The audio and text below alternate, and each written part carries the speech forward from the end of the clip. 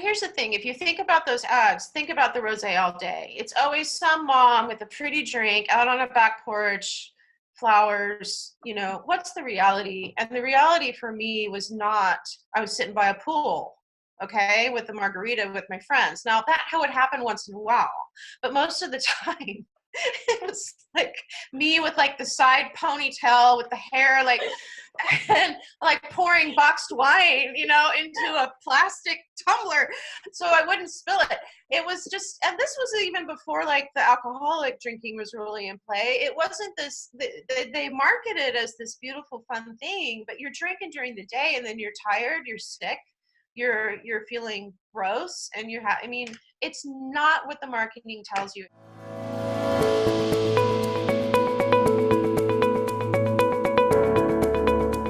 Welcome everybody, it's Katie with Ria Health, and today I'm here with Dana Bowman.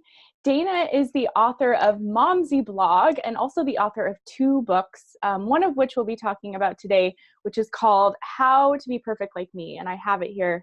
And I just love the title and the cover of this book. I think a lot of women especially can relate. Yeah. So in this book, you talk so honestly about the struggles of being a mother and a mother in recovery and the lure of, trying to be the perfect mom and wife. And so I just loved how honest, brutally honest at times you were in this and how much I could relate to it, of just the ups and downs of recovery and life in general. So just first of all, thank you for being with me today and for speaking so openly to this experience that so many of us can relate to. Oh, thank you. Thanks for having me. It's always a pleasure. Wonderful. So I just want to get into it, I guess.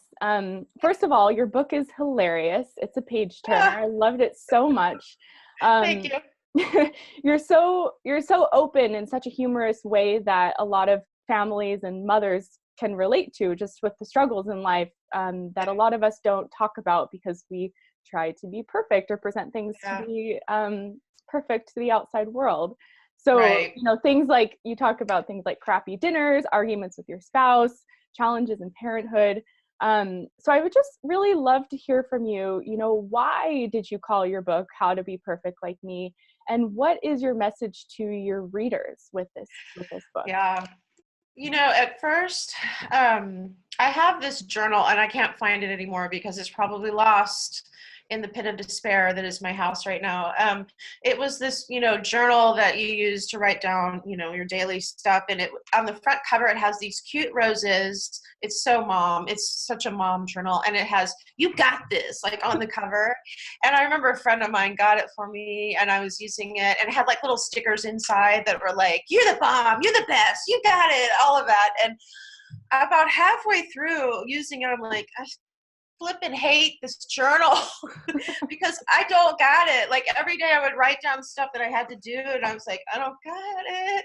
And I think that's the message, that it's a lot through social media. I always point the finger at social media, but that's kind of sad because my career is based on social media. But we have all the memes and the gifs about how, we're just large and in charge and we've got it all and we can do it all. And I'm exhausted. Like I just got exhausted by that whole culture of the you can do it all, mom, and you don't need to, and you can be sassy and you can have your cute outfits and your perfect Pinterested hair and the felt hats and the Instagram photos. And I just felt like I can't do this in a way that is anywhere near as polished or cute as what I would like it to be. But I think at the same time, the whole "you got this" culture push is also flipping over to this other end of the spectrum where we're just allowed to fall apart and be like a total slob and embrace like the complete, like just drink and rosé all day and just really go with that as well. And it's very, I'll probably talk about this more in the interview, but it's very polar. There's nowhere in between. And I'm just in between. And I really love the idea of just being kind of like, I'm okay. I'm the middle. I'm not going to be, one way or the other, but my alcoholic tendency is to do that anyhow. And so I just started thinking about titles for this book, and I thought about my relapse, which is what is covered in Perfect. and how I had tried so hard to be the perfect alcoholic in recovery. And it all just came crumbling down because of that ideology. And then, of course, it matches up with all of the little 50s housewife memes that you see, which I think are funny. I do. I love them. And I love the cover of the book. Actually, I wish I had the book, because I have posted pictures before on Instagram of myself, and if I put it like right here, it actually looks like it's like my head with the silver hair, and then the body of this perfect housewife. So it's like, oh, that's so cool. But I just got tired of it all, and so the title just kept coming back, perfect, and I was just going to call it How to Be Perfect, but then I realized that I wanted the snark factor to be in there, and so therefore we added the like me. And it's really hilarious because I'll talk to it about some of the title, I'll talk to it about some of my friends, and they're like, they kind of blink at me and nod. They're like, is she serious? Like, Yeah. is this a real how-to book? Does it tell me how to be perfect? Like, yeah, it totally does. I have the secret. Exactly.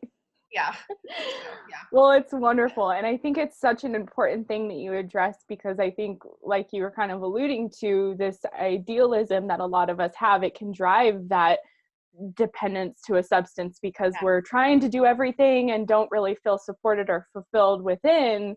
And it can lead us to rely on rosé all day. And especially when it's marketed in that way, it's just can be very conflicting and confusing for women and moms and everybody.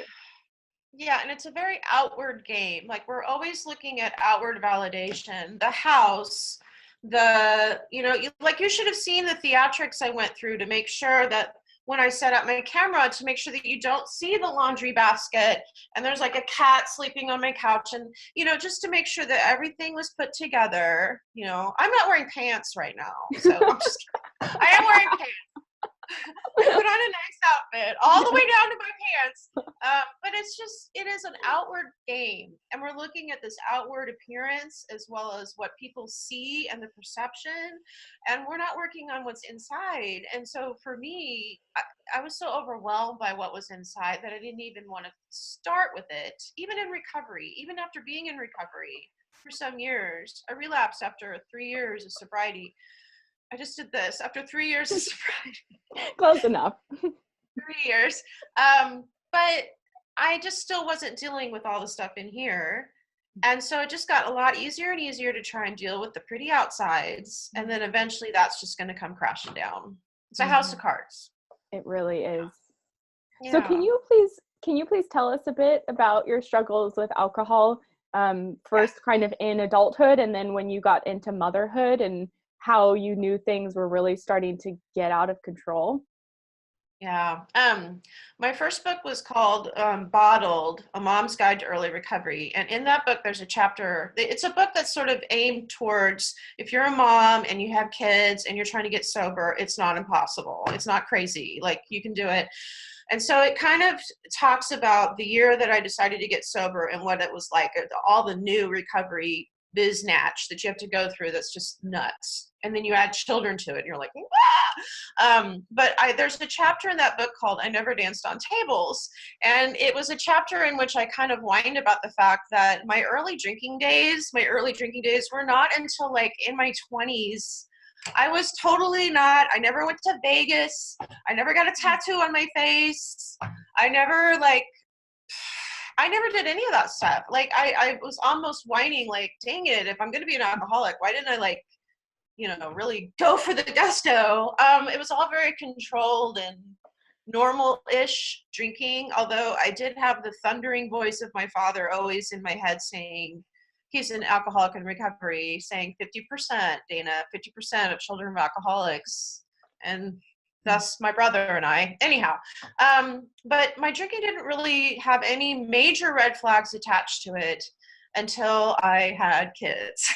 And I don't want to put the blame on them. I've talked about that many times. They are not to blame. But when you already have some behaviors in place that are really, I just had a total inability to deal with discomfort. And boredom. Those were the two, like, my nemesis and my kryptonite. Boredom and discomfort, not like, cancer or just, horrible stuff, just plain old boredom and discomfort. And I, with children, found out that sometimes it's boring and uncomfortable.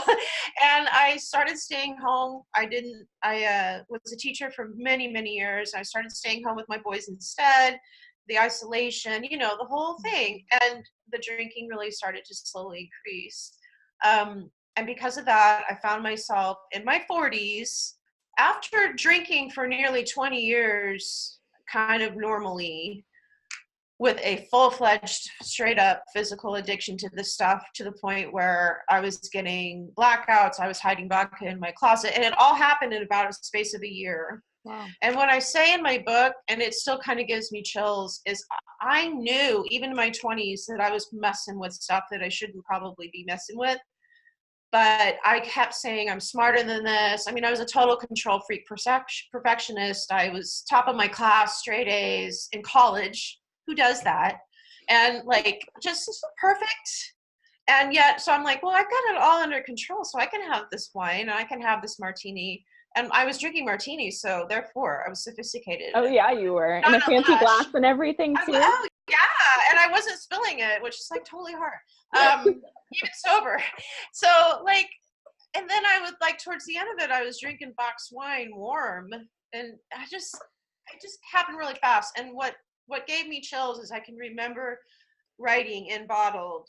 Alcohol was very patient. Alcohol was my first love. Alcohol decided to wait for me. And I could actually visualize alcohol like folding its arms and leaning back in the chair and just saying, I will wait for you, sweetie. I will wait. And that's exactly what I know, right? I just got major chills. Like that boyfriend, that creepy boyfriend that's like, I'm here for you. And he waited until Henry was about 2, Charlie was about 3, and the shit hit the fan. I just said a bad word, sorry. That's okay. That's okay. But it totally did. And within 1 year, I knew I was an alcoholic. But I still wasn't ready to quit. That's the crazy part. Mm-hmm. Yeah. That's how it works. Yeah. So yeah, in fact, oh, sorry. No, go ahead. Go ahead. Well, I just remembered I got to this place where I was sitting upstairs in the train room. It's the playroom. We call it the train room because there's trains. And therefore, I was like sitting in that chair, and I just was that lump, of like hungover, sick. You have to like watch your kids, but at the same time, you can barely move. And I was just miserable in my own body and skin. And I could remember thinking, oh my God, I'm an alcoholic. Like, this is actually happening. I can't quit. Mm-hmm. And then the second thought was, well, dang it, if I'm an alcoholic, I'm going to be the best flipping alcoholic I can. I'm going to manage it. I'm going to do this alcoholic thing perfectly. Like, I'm just going to drink every day, but not enough, like the highly functioning thing. And I literally had this thought like, well, if I'm going to be an alcoholic, I know I can't quit because alcohol is way too important now. So I'll just be the best flipping alcoholic I can. Wow. And that took me another 6 months of that nutball behavior to finally get to my point where I couldn't keep going. Wow. Yeah. Wow. So can you please speak to, like we were talking early kind of about the drinking culture, the mommy marketing, mommy wine, whatever, but can you please speak to that culture and how you feel that had impacted your own relationship to alcohol? Yes. And like, do you have an opinion on what you see it doing for other women and using alcohol in this way? It was a total, Facebook came out in 2004, I think. And this kind of dates me, but I didn't get on Facebook, I think, until around 2008. My first son, Charlie, was born in 8. I can't remember. Anyhow, somewhere around there. And he's 10 now, so you do the math. I can't do math right now. But I just remember thinking, wow, Facebook is awesome. Like, I'm a total introvert, but I'm really good at connecting online because it's an introvert's dream. You don't really have to talk, but you can post stuff and have connections and talk about diapers and, things like that. Because that's all you talk about when you have a kid. So that was a release in some ways. I was still drinking when this whole Facebook thing happened, and I started to really love it. And it was my daily kind of check-in and connection with people. And then lo and behold, I started finding these memes and things about drinking and mommy's wine time and the mommy wine culture. And a little part of me that was already kind of hunkered down in the shame of my drinking, but would never admit it, kind of like unfolded and was like, oh, you mean it's okay? Like, this is okay? And it really validated some really addictive behaviors on my part. Now, that's not to say that the wine culture is the reason that I became an alcoholic, but the numbers right now are astronomical in terms of women and drinking, and women who are mothers who are in their middle ages becoming addicted and alcoholics full-fledged. And the wine culture thing is starting around the same time. So I have to think there's some sort of a connection. And if you go online, I just finished my presentation. We're talking millions of women who are on these Facebook groups. The names are hilarious and sad. You know, mommy needs vodka, mommy needs wine, mommy's wine time, all that. And I just think it's a little funny that they seem to coincide so well. And I do wonder if I've looked into the advertising, because I actually wanted to be in advertising at one point. Yeah. And I really wanted to pursue that as a career, because I like to write, and I like to write pithy, funny stuff. So I've been researching the mom wine thing, wine culture, mom wine. There are hashtags now. And it all started around 2008, 2009, where they started to realize that the wine culture niche was no longer should be marketed towards 60-year-old white males who drink expensive crap. What they wanted to do instead, and they found out, was that moms who are sitting around scrolling Facebook are drinking, and we can get them to buy our wine. And it all started around the same time. And I have read actual memos from wine distributors and wine makers, people who make wine. And they're the things that they talk about, like it's really kind of creepy. And also a little bit, it's sort of like, you know, when cigarettes got in trouble for marketing to kids. Well, I think it's the same thing, but we're adults. So like we can't really get too upset about it because we're adults. And so we're not, you know, kids that are falling for a cartoon camel on a Camel cigarette pack.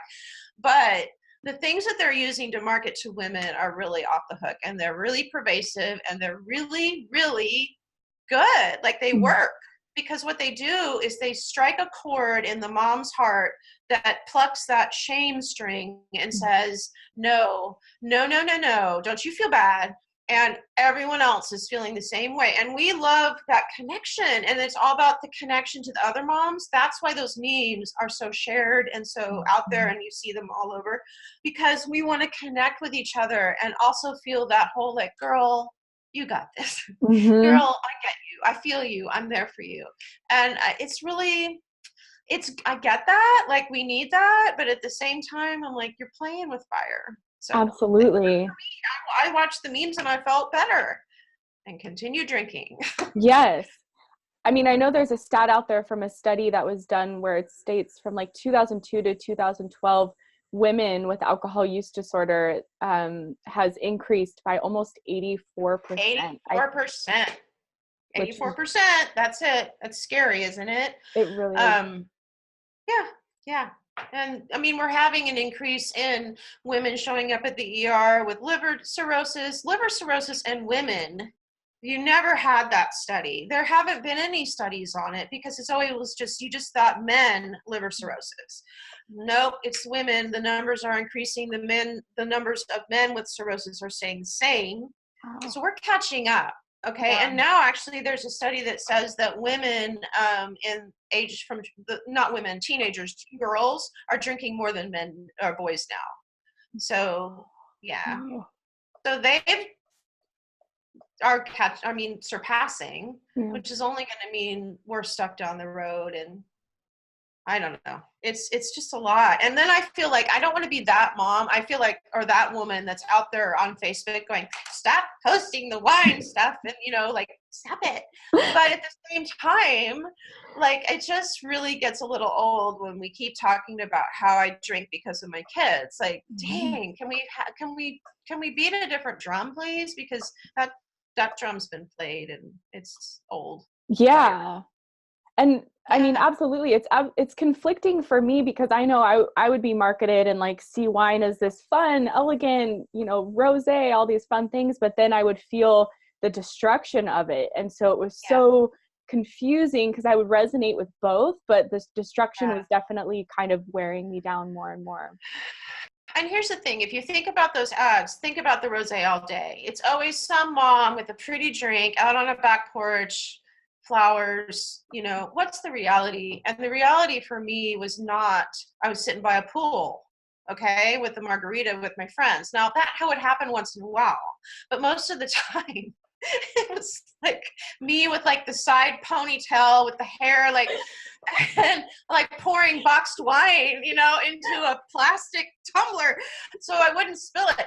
It was just, and this was even before like the alcoholic drinking was really in play. It wasn't this, they market it as this beautiful, fun thing, but you're drinking during the day and then you're tired, you're sick, you're feeling gross, and I mean, it's not what the marketing tells you. In fact, I wish if I had the time and the money, I wish I could make some ads that talk about what rosé all day really means for the 40-year-old mom who's got silver hair and is tired. Like, you want to see rosé all day? Like, I'll be on the floor crying, watching like old reality TV shows, or Say Yes to the Dress and sobbing. Like, that's rosé all day. It's so true. You need to get out there and make these. I'm telling you. I'm making my own ads. Like, the cats used to circle me when I would be on. I mean, I wasn't always on the floor, but a lot of times I was on the floor when I was drinking. It seemed easier to just stay low. And I remember the cats would be like walking around me in circles, and I'm like, if I died, they're gonna kill and eat me, and this is what's gonna happen. A cat's gonna eat my face, and I'm, and then there'd be sobbing, and my husband would come home and be like, what the hell's going on? And I try to pull it together and be fine, but it's not what the ads show. Not enough. So, yeah. I'm cracking up. Yeah. Okay. You are hilarious. I told you I was funny. I'm the funny alcoholic. You are. So tell me, how was your life impacted by your drinking, mentally, physically, emotionally, spiritually? I mean, obviously we feel the impact, especially physically, hangovers, but the whole package, like, who were you and how was your life impacted by the alcohol misuse? Yeah, and I'm gonna even just skip the physical part because you already know, like, I was a tired out, baggy pantsed mom that was bloated. But the deal is, I always say, like, I really was an alcoholic even back in my 20s and my teens. I had alcoholic behaviors in place long before I actually started drinking to relieve those symptoms or feelings. And so I basically grew up with a need to control and a fear of lack of control. And I wanted everything in my life to be just so and perfect and tidy. And that's a very alcoholic tendency, is that we just feel like we must control everything in our lives and keep everything standing up straight and pretty and tidy. And if one thing falls, then we have to freak out and drink so that we can feel okay about that. So I kept those behaviors in place. I never really dealt with them. And then, of course, I started to drink, and have that glass of wine every day at the end of the day. I was a teacher, and oh my gosh, it was so great. Come home, kick off the shoes, take off the bra, pour the glass of wine. In that order, usually, well, actually, bra, shoes, wine. And so, therefore, it was like just a switch, to unswitch. And then therefore not have to deal. And that kind of stuff, that kind of behavior pattern had been in place for so long that it had just worn me down spiritually to the point where I couldn't deal with any sort of conflict, any sort of discomfort, pain, any sort of tragedy in my life whatsoever. And then when I started pouring booze on it, the shame was what really started to surface. And I would push it down with more wine and more vodka and more whatever else I could get my hands on. But the shame of my behavior was what was really the part that I'm still working on and still talking about and still trying to talk to women about, because that's the key. If we can figure out the shame and how to deal with that, then a lot of the drinking, I always say that I'm an alcoholic, but it's not alcohol that is the problem for me. It's the feelings, it's the behaviors, it's the patterns that I set in place. It's all the other stuff that I don't deal with that I poured alcohol on. So alcohol was like the special sauce, but it didn't really have anything to do with what was down deep underneath. And I've been researching, I just did a talk on shame and women, and I've been researching it. And the ironic part is there's not a lot of research, and there's not a lot of studies on how to help shame or how to treat it even. And I think shame is the deepest cord that is linked to addiction. It's circular. And so, you have that Sisyphus moment where you're pushing your shame up the hill, and then you drink to get rid of it, and then you just have to start it all over again until you start to deal with that huge rock.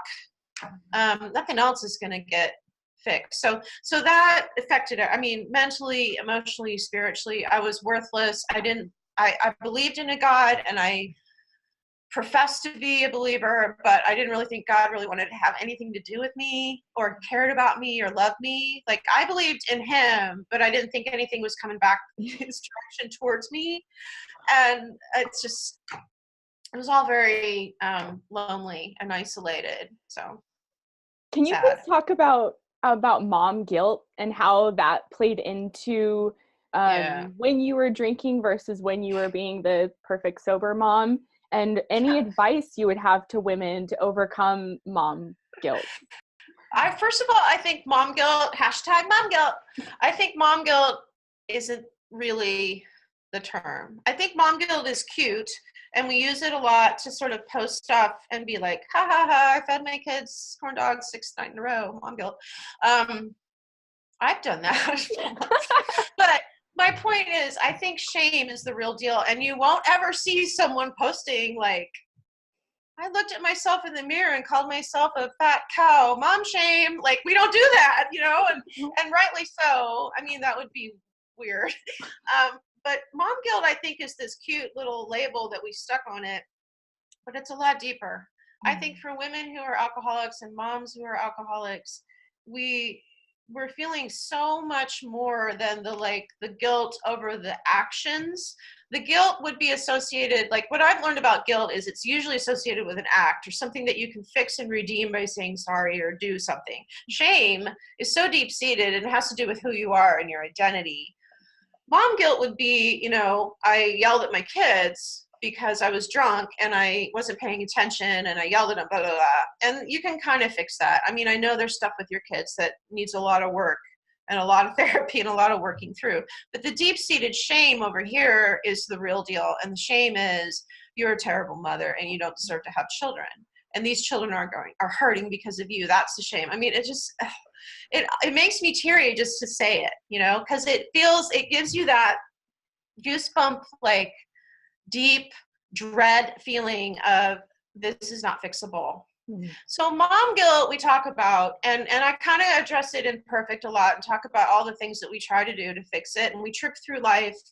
I think I have a whole chapter about Costco and how I was like, damn it, I'm not shopping at Costco anymore. I hate this place, but that's what you do as a mom. You go out and you buy in bulk and you make sure you always have healthy and it's organic and chia, like you need chia seeds and quinoa, whatever the hell quinoa is, I don't know, but at Costco they have 20-pound bags of it, so let's get it, and it's healthy, and we do all these little actions to sort of assuage the guilt, but there's just stuff that's running underneath. So what I would say is, if you're feeling guilt, I get it, and we all have it, and we all deal with it on the daily basis. And yes, I do understand reaching out and kind of joking and saying, mom guilt, this is this, and we have our conversations about the things that we did when we failed our kids. But what really needs to happen is we need to address the shame underneath it And what I think shame is kind of really hunkered down in is a loss of connection. When we don't connect well with ourselves and who we are, that's the first connection. And when I say connection, I think moms always think, or maybe women or people think, oh, that we're supposed to reach out. We're supposed to talk to others. Well, yeah. But what happened with me is the shame was so deep and dark and dirty. And what I couldn't accept was me. Mm-hmm. I didn't know who I was. I didn't know what I liked. I didn't know what I didn't like. And I certainly didn't know I didn't know Dana anymore. Dana got lost big time. And when I finally started to kind of research Dana and take interest in me and like love me, I mean, I know it sounds cliched, but to like start to really understand that I needed to have a relationship with myself first, then that started to clear away some of the cobwebs of the guilt and the shame. Does that make sense? It really does. No, it makes perfect sense. And that, Yeah. like, going back to what you said, you weren't comfortable with feeling the emotions of discomfort or boredom, and that is part of getting to know yourself. And so it's working through that. When you get sober and you're like, what the hell do I do now? Like, I don't even know what I like to do. I haven't figured out just hobbies. Like, I had lost all of me. And it's so neat that when I finally did clear away all the stuff and decided that I was going to get curious about me. And this is something I just learned recently. It was so cool. You know, I talk about self-care. And we think self-care is like going to get a mani-pedi and a massage. And that's great. And I think that's important. In fact, I could really go for some more of that.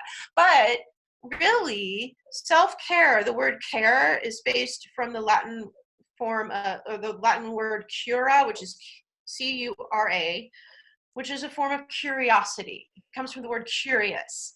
And so, I mean, I hope I explained that right. If someone's listening to this, it's like, that she just totally messed that up. I'm sorry.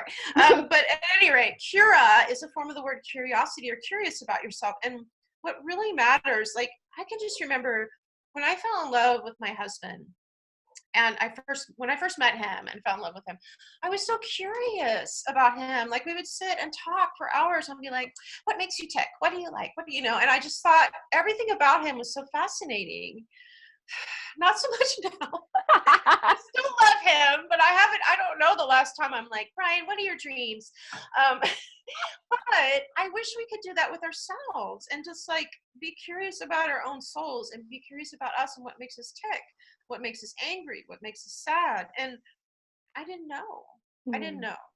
I'd lost who I was. So yeah, I feel like a lot of people can relate to that. And when I think of the word curiosity, there's like a sweetness to it. Yes. And that's like a simple way to be sweet to yourself by just being curious. So I think that's really great. Being whimsical and having that whimsical interest and just play. And I talk a lot about play when I do speaking gigs. I talk about how we need to play in our recovery and how we need to have fun. And a lot of times people are like, what? Like, but alcoholism is so serious. I'm like, oh yeah, it is. And it'll kill you. And I get that. But and I'm saying that seriously, I am. But I am also saying that there's a lot of joy to be had here. And there's a lot of fun and whimsy. And it's not all this serious slog through the depths of recovery. It can be, or it should be, a creative, organic, kind of whimsical experience in many ways. Yeah. I definitely feel like in my own sobriety that I'm more playful nowadays than I was when I was in my dependence of alcohol. And it's amazing. It's like I forgot how to play when I was struggling with alcohol. That was just numbed for me. I forgot how to laugh. I can never forget, there was a time where my husband and I went out to eat. And when I first got sober, we had like a list of restaurants that I would not go to. And so we ended up eating at like McDonald's. So I'm like, it can't have a bar. It can't have, like, I don't want to remember drinking there. And Brad's like, well, that's like every restaurant in this town. So because you drank everywhere. And I'm like, well, okay, let's go to McDonald's. So we're sitting at McDonald's and I can't remember where.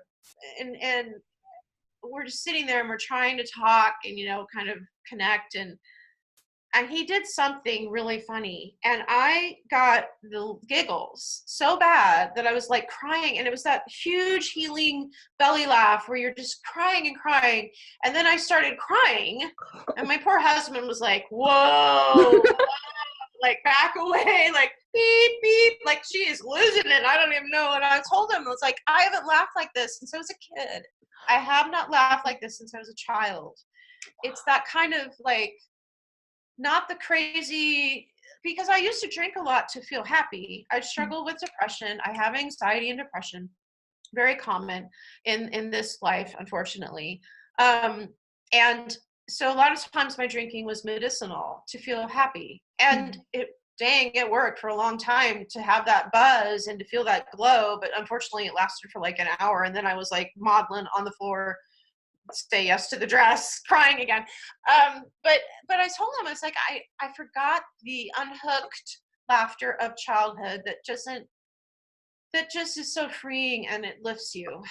And I'm not saying that happens all the time. Like when people talk about, there's a thing in I follow a 12-step program, and we talk about happy, joyous, and free, but it's not always like that. But I definitely have learned that it's pure and it's more true. The creativity and the fun and the joy that I feel is much more, like I liken it to like when you're in the mountains and you're by that brook that's like that pure mountain water. That's what I'm dealing with here, as opposed to all the other water that's been polluted and messed with other stuff. So yes. yeah. So you talk about how writing has been a part of your recovery. Yeah. Can you say more here, how it has been, and how writing, I mean, obviously you've written 2 books, you maintain a blog. How has writing been a part of your recovery? Well, that was total kismet, first of all, because that wasn't kismet, that was God. I always say it was kismet, but that's God. For me, I wanted to be a writer since I was a little girl, and I used to write these long, horrible poems and try to send them out, and I never did. Like, I always was just so blocked with my writing, and it was always just this angsty, like, I'm going to be a writer someday, and I would never do anything with it. And then lo and behold, I got sober, and I had 2 little kids, and I'm at home, which a lot of people think isn't that busy, but oh my word, like I never slept. I didn't have any time. I had no free time whatsoever. I probably had like a nap that the kids would go down for a nap maybe, and I would have like maybe at best 45 minutes a day to produce anything of worth. And that's when I started writing, and I wanted to, and it was like I couldn't stop. Like I had all this stuff I wanted to say. I started querying magazines. I didn't know how to do that. But I finally was like, well, I'm going to find out. Like I danked around with this for years and said I wanted to be a writer, but for some reason when I got sober, it was like, do it. You're the busiest you've ever been. You're the tiredest you've ever been. And so now's the time. And I did well. Like I won a contest, and my first article got accepted to a big magazine. And I remember when I got the email back, yes, we take your pitch is $250 acceptable. And I was like, oh my God, they're paying me? Like, wow. Like I was like, you're going to pay me for that? And I just was like over the top elated. And that's God. Like to me, I feel like when you do something for the universe, when the universe has been telling you for 20 flipping years, put it down, stop drinking, stop with this wine, it's not good for you. And you finally go, okay, then the universe responds. Because I have heard so many stories about women in recovery who finally hang it up. And now I'm not saying this like, and if you too stop drinking, you'll be on Entertainment Tonight tomorrow or something. I don't know. But it really does. I hear it all the time where you stop doing this thing that has been suffocating your soul for so long, and then you finally kind of sit with yourself, and that's when the spark happens. And so I got a blog going, which I thought was like, initially I was like, every mom and her dog has a blog, like, but I'm the mom with the blog. And then I started writing articles, and then lo and behold, I got an article picked up by Huffington Post, and then HuffPost Live. And it just kept building. And finally, like the publisher company that wanted to publish my books, they contacted me. I didn't have to try. It just got kind of like, and people get so mad when I say that. So I'm like, I'm sorry. But it just dropped in my lap. And I said, thank you. Like, thank you, universe. Actually, I didn't. Like, when it first happened and I had the whole conversation with the publisher, I was very serious. I'm like, yes, okay, yeah, I can. Because she's like, we want you to write a book for women and alcoholism and challenges and recovery. But can you be funny? I can. But then when we were towards the end of the conversation, she goes, Dana, do you have any questions? And I was like, yeah, I have a question. Is this for real? Like, are you totally punking me? Because I don't think this is real. And she started laughing. She's like, you know, in the literary world, we don't really punk people. So yeah, we still want you to write the book. And it just got kind of handed to me. So yeah. Wow. So now I have a speaking career and all sorts of things that I just love. I love speaking. It fills my heart with joy. Because as a teacher, I mean, there's nothing better than to try to teach and share and talk and, you know, help. Yeah. And it's amazing you're doing something now that you loved when you were a kid. And I feel like I can resonate with that too. A lot of what I'm doing now in my sober life, it's like stuff I loved when I was a kid, but I just totally neglected. And so I feel like that's an easy way for people when they're getting sober or trying to be better with alcohol. It's like, remember what you loved to do when you were a kid and try that again. See if you still love it.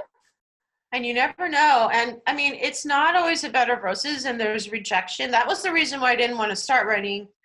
When I was drinking, I would never even bother with it because my sad little heart couldn't stand the thought of someone saying no. Mm-hmm. I mean, I get no's all the time. I get them all the time now. And that was part of the deal when I started this writing thing, where you have to like try for stuff and people are like, no. And so it still stings, but it's like, it's just part of the deal now. And if drunk Dana would never have been able to handle that at all. Mm-hmm. She would become a maudlin mess. I'd be back on the floor with the cats circling me. So I'm just so proud and grateful that, I guess I don't want to say proud, but again, I think God really favors alcoholics. I think he really loves us and he's interested in us and he wants us to get sober. And then when we do, he's like, woohoo, like let's throw a party, see what happens. So, yeah. So what's life like for you nowadays being sober? Oh, it's good. It's busy. I have a pretty busy speaking career now. So about every month I'm traveling somewhere. I'm working on a third book. I'm hoping that I still have something to say, which I think I do. I want to continue writing about the process of being a mom in recovery with my kids as they're growing older, because when I first got sober, I mean, my kids were very little. They were 2 and 3. And then like, I just last summer, I had this crazy thing happen where the Today Show came to my house and filmed me. And we had this whole thing. I'll send you the link where I was on the today.com, blah, blah, blah, blah.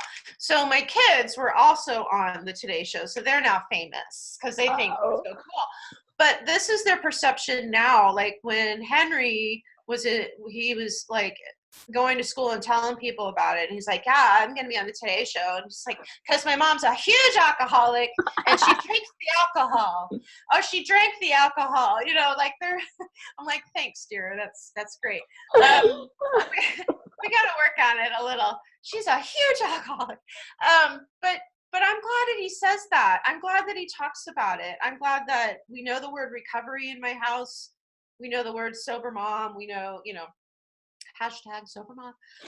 We've got it all down, but it's going to be work. And we just actually had the first, and I want to blog about this. We had the first conversation at the kitchen table the other night about them. And remember that statistic of the 50% of children, for the very first time, I brought that up, and that was hard. Mm-hmm. And it made me, talk about shame, talk about having to revisit shame and going, not today, shame. Like, it's so hard as an alcoholic to think about your children and the legacy that you're leaving for them. And I mean, because my brother died from alcoholism. Mm-hmm. It's serious.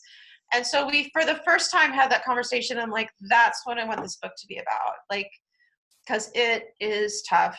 And especially with moms and mom guilt and mom shame and all that jazz, it can be a really tricky thing to maneuver that without also being like, oh my gosh, what have I done? You know? Mm-hmm. So yeah. So no, I mean, life is good, and I enjoy so much the chance to like do stuff like this and speak and have my word out there. But mostly I want to just say, like, I just deal with feelings now. Like, I had an argument with my husband the other day, and it didn't last for 6 weeks. Like, I didn't sulk for 5 days straight. And the very next day, and we didn't even work it out. Like, we didn't sit down and talk about it and work it out. We just got up the next day and we're like, I still love you. I still love you. Okay. And moved on with our lives. Like, that's my life now. I can deal. And it's so much better than you got this, because you got this is exhausting. And I just deal with life on life's terms, and I'm a much more serene person. Or if I'm not serene right this minute, because I say that and then my kids will be like, you weren't serene last night when you were like telling us we had to go to bed, or you were, but I'm like, if I'm not serene in this moment, I know that it will come. I know that happiness will come again. This too shall pass. And I don't see every emotion as this huge enemy of the state. I just see it as something that I'm dealing with. It passes by. I go, or I give it the finger and say, leave me alone. And then I move on. So that's great. So what feedback, I'm curious, from other moms or women who, or even men who have read your blog, what feedback have you gotten from your readers? Because I know often with moms or women or men, alcoholism and these struggles and shame can feel so alone. But really, we're not alone at all. So I'm curious, what have your readers shared with you? I love mostly that I get, you're funny. Oh, thank God. Thank God you're funny. Because, I mean, and not every single thing I write about is hilarious, but I do try to tend to lift up. And when I started Momsy Blog, I didn't even come out on Momsy Blog until like a year into it. I never talked about sobriety initially, but my first reason with Momsy Blog was just to just give moms laughter. But then I realized, well, we can also be sober and laugh. And so I started writing about that. And so I get that a lot. Thank you for being funny. Thank you for giving me a view of this life as not this heavy, deep, sad, serious thing. But at the same time, and it's like, I liken it to like a really good comedy movie. Like, I don't know if you've heard of the movie The Big Sick, but it's one of my favorite movies. So good. Oh, I love it. And it's a true story. And laugh. Yes. I know, and that's what life is like. It's a true story, which also makes it so like that even made it better when I found out it was true. And at the end, you see like the real Emily, and I'm like, oh, but you laugh and you cry, and those things go together. And I feel like a lot of times when I was researching for my first book, other books out there, they're so drunk-a-loggy, like they're just all so dire and sad and grim. And yes, that's part of it. But I want to offer hope, and I guess I want to make people laugh and cry, if that makes sense. So. Yeah, it absolutely does. Yeah. There's so much wisdom and humor, and it feels so much lighter when you can make something funny when there's a dark side to everything that's funny, truthfully. So you have a gift in that way. If you think about Robin Williams or a lot of the other great comedians, like Robin Williams was one of the funniest people I've ever known, but he also obviously had some really dark things that were happening in his life and dealing with. And a lot of comedians deal with depression and anxiety. That being said, I don't want to make it sound like, hey, I'm hilarious all the time. Like, it's not forced for me. It's just part of, like, I snark is my love language. So I just write real and I write funny, and I try to write from the perspective of this is my life and this is the nuttiness that I'm dealing with. And a lot of times the response back that I get is, holy cow, I had no idea that I thought I was the only one that felt that way about my kids or about drinking or wishing I could drink again. I posted a while back about going to a wedding and being kind of witchy about it, because I'm like, look at all the drunk people dancing badly, like, and just doing like you're 50 years old lady and you're twerking, and then you shouldn't be, but you have those moments, and I wrote about it. and it was good. It helped me. And then I got a lot of response, like, yeah, like a sober, when you go to a wedding sober, a lot of people could really commiserate with that. So, Yes. yeah. So what Yeah. might you tell other moms or women out there who are struggling right now with alcohol and finding sobriety or finding balance with it? What might you tell them? Well, the first thing I would say is if you're watching this video right now, then you got brought here for a reason. And I think if you don't believe in a higher power or a God, he or she believes in you, and you're here for a reason. You're listening to this for a reason. You're starting to wonder for a reason. Maybe you're taking that fun little online quiz, like, do I have a drinking problem? I used to take that quiz. I would take it like all the time and try to mess with the answers. And like every time the quiz would be like, yes, you do. And I'm like, no, I don't have a problem. But you're here for a reason. And the reason that you're here is because your soul is trying to help you. The universe is trying to help you out. So pay attention to that little voice that's saying, you know what, you're worth it. And every time you have that other opposing voice that says life's not going to be any fun, life without wine every night with 2 small kids or however many kids you have is impossible. That's not true. Okay. I am the biggest wimp on the planet. I had 2 epidurals. I can't stand pain. I have a paper cut right here, and I almost called my husband about it. I can't stand any sort of pain. And if I can get sober, which is really hard, anyone can, because I'm the hugest wimp. And I'm now sober. I look back and I honestly say there is no way that I would want to go back there. There is no way that you could take me back to drunk Dana again. And in fact, I'm grateful that I went through that. I'm grateful that I went through addiction. So if you're listening to this now and you're thinking, I'm addicted, I'm a mess, I'm horrible, I'm worthless. No, you're one of the lucky ones, because you're listening now and you could actually open up a life that is serene and validated and whole and worth something. So I don't know. I just always think that the people like who end up emailing me or are curious, sober curious and things like that, I'm like, yes, good, because that's your soul talking and you need to listen to that voice because you are worth it. Absolutely. Yeah. Dana, thank you so much for making me laugh and taking time to speak with us today. It was so much fun. It really was. Thank you. I loved it. Yeah. Where can people find you and your work and your books? Where can they find more of you? I am available on the interwebs. Have you heard of it? I am on Twitters, and all my handle is at momsieblog, which is just MOMSIEBLOG. But then also I have momsieblog.com, which is my blog, and then I also have like my speaking engagements and gigs on there as well. So if you want to actually find me in person, that's wonderful, and I love that. And then I just thought of something. Hold on. Yeah. Here, see, I told you it kind of works. Hold on. There, it matches. Yeah, and I have 2 books. They're available like through any main bookseller and things like that. And I don't know, if you want to email me, I'm available on my blog for emails and conversations and whatever. I'm here to help. You're amazing and you're hilarious, and I'm so excited to have had this chance to speak with you. So thank you so much for taking the time. Thank you, dear. You have a great day. You too.